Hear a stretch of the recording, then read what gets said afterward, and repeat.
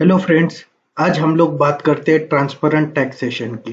कई बार ऐसा होता है कि कुछ लोग इनकम टैक्स रिटर्न में गलत इंफॉर्मेशन देके टैक्स बचाते हैं। तो उसके लिए 13 अगस्त 2020 में क्या चेंजेस किए उस बारे में हम लोग बात करते हैं। माय नेम इज सी ए राहुल बजाज और हम लोगों ने 13 अगस्त 2020 को जो चेंजेस हुए उसमें का एक रिलेवेंट पोर्शन ये वीडियो में डिस्कस किया है।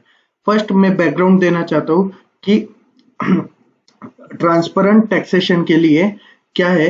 इनकम टैक्स रिटर्न जो है ये सेल्फ डिक्लेरेशन है। आप जो आपकी इनकम डिक्लेयर करते हो और सबमिट करते हो वही डिपार्टमेंट के पास जाती है। बट कुछ लोग ऐसे भी होते हैं कि जो जेन्युइनली अपनी इनकम दिखाते नहीं है, तो वो आइडेंटिफाई करने के लिए उसका स्कोप बढ़ाने के लिए इनकम टैक्स डिपार्टमेंट ने क्या किया था, एनुअल इंफॉर्मेशन रिटर्न एक स्कीम चालू की थी जो कि स्पेसिफिक एंटिटीज को एप्लीकेबल है और नोटिफाइड ट्रांजैक्शन जो कि इनकम टैक्स डिपार्टमेंट को उनको सबमिट करना जरूरी है। तो आइए बात करते हैं कि कौन से ऐसे स्पेसिफिक एंटिटीज है और उनको कौन से ऐसे ट्रांजैक्शंस है वो कि इनकम टैक्स डिपार्टमेंट को वो सबमिट करते आए। 13 अगस्त 2020 को इसका स्कोप बढ़ा दिया है to bring it more transparent, to make it more transparent. इसका स्कोप बढ़ा है। तो अब हम लोग बात करते हैं कि कौन ऐसे लोग हैं, एंटिटीज है जिसको स्टेटमेंट ऑफ फाइनेंशियल ट्रांजैक्शंस देने हैं। First of all, a person liable for tax audit. ठीक है, आप तो बोल रहे हो कि टैक्स ऑडिट तो बहुत लोगों को एप्लीकेबल है, सबको है क्या? नहीं, तो जो जिनको भी टैक्स ऑडिट एप्लीकेबल है ये तो नेम दिए है कि जिनको करना है, बट ये जो है उसके साथ में ही मॉनिटरी लिमिट्स भी दी है। तो अगर आप वो पर्सन हो, वो एंटिटी हो और वो मॉनिटरी लिमिट आपके बुक्स में या आपके रिकॉर्ड्स में आ रहे हैं तो आपको वो ट्रांजैक्शंस नोटिफाई करना है। वैसे ही बैंक से पोस्ट ऑफिस से, बैंक में किसी अकाउंट होल्डर के अकाउंट्स में कितना ट्रांजैक्शंस हो रहा है, क्या हो रहा है, वो डिटेल्स रहती है। अगर वो particular account holder particular limit cross करता है तो बैंक या पोस्ट ऑफिस को वो इंफॉर्मेशन इनकम टैक्स डिपार्टमेंट को देनी पड़ती है। तो एनबीएफसीज है, एनबीएफसी जो सिमिलर टू बैंक ही है। Company issuing bonds debenture shares, अगर कोई कंपनी में बॉन्ड्स डिबेंचर शेयर्स का इशू हुआ है और उसमें किसी ने सब्सक्राइब किया तो सर्टेन लिमिट क्रॉस होने के बाद वो ट्रांजैक्शंस इनकम टैक्स डिपार्टमेंट को अंडर एनुअल इंफॉर्मेशन रिटर्न के थ्रू सबमिट करना चाहिए। म्यूचुअल फंड से और रजिस्टर आ रहे जो कि हम लोग देखते हैं कि इमूवेबल प्रॉपर्टी रहती है ना, जैसे फ्लैट है, प्रॉपर्टी है, इसके रिलेटेड के ट्रांजैक्शंस।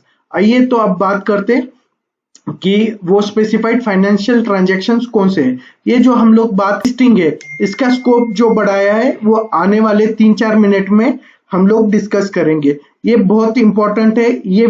तो स्पेसिफाइड फाइनेंशियल ट्रांजैक्शंस में क्या आता है? ट्रांजैक्शंस ऑफ परचेस आता है, सेल आता है, एक्सचेंज ऑफ गुड्स आता है, प्रॉपर्टी आता है, राइट टू यूज आता है, इंटरेस्ट आता है। ठीक है, उसके बाद का पॉइंट है कोई सर्विस दिया है या फिर वर्क्स कॉन्ट्रैक्ट है, इन्वेस्टमेंट मेड है, एक्सपेंडिचर इनकर्ड है, लोन और डिपॉजिट है। ये तो रूटीन ट्रांजैक्शंस हो गए, तो ये सब रिपोर्ट करने की जरूरत है नहीं। अगर ये ट्रांजैक्शंस में वो मॉनिटरी लिमिट्स क्रॉस होती है तो रिपोर्ट होता है।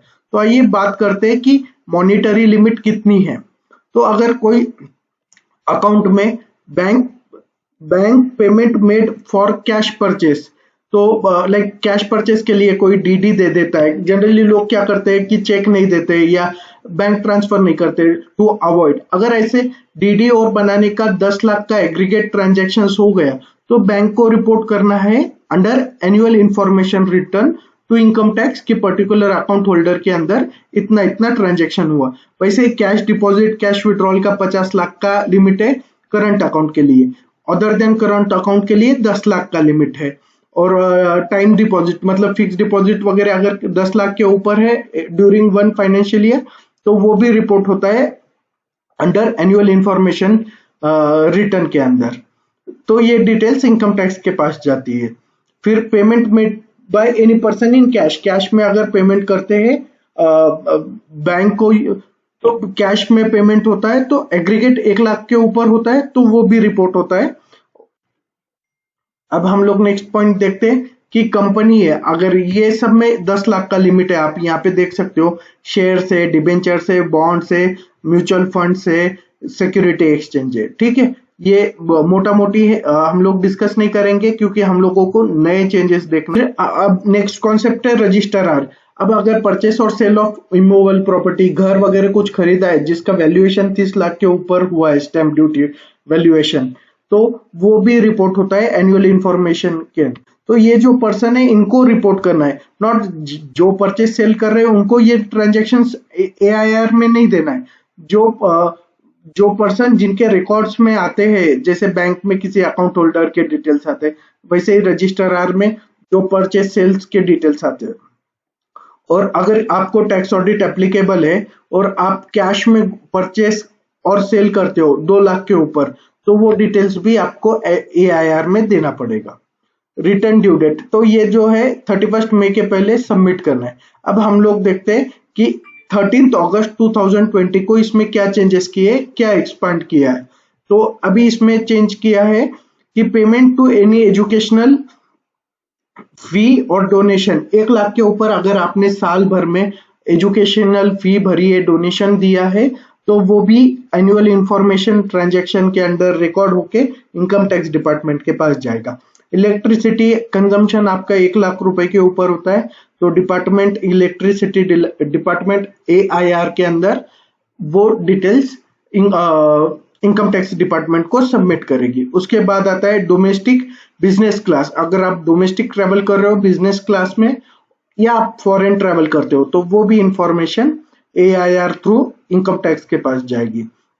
पेमेंट टू होटल्स, 20,000 के ऊपर अगर होटल्स का आपका स्पेंडिंग है तो वो भी जाएगा।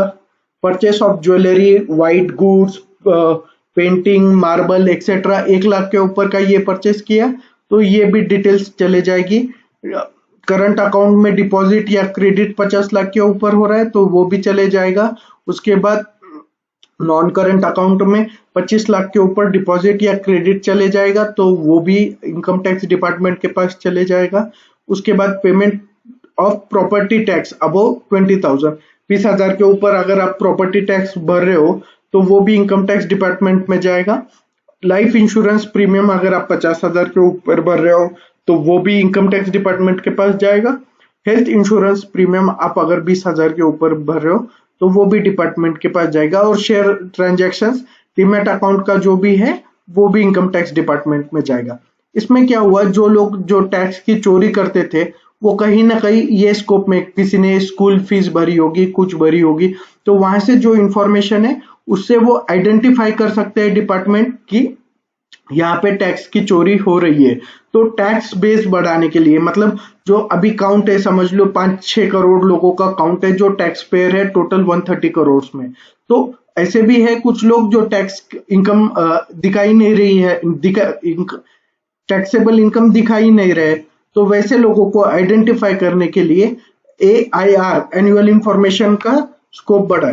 तो ये सब डिटेल्स के वजह से टैक्स में ट्रांसपेरेंसी बढ़ेगी और जो लोग ईमानदारी से अपना टैक्स भर रहे उनको एक सम्मान मिलेगा। ये था 13 अगस्त 2020 में जो चेंजेस हुए उसका एक रिलेवेंट पोर्शन। अगर आपको ये वीडियो पसंद आया तो मेरे चैनल को सब्सक्राइब कीजिए, लाइक कीजिए और शेयर कीजिए। Thank you very much.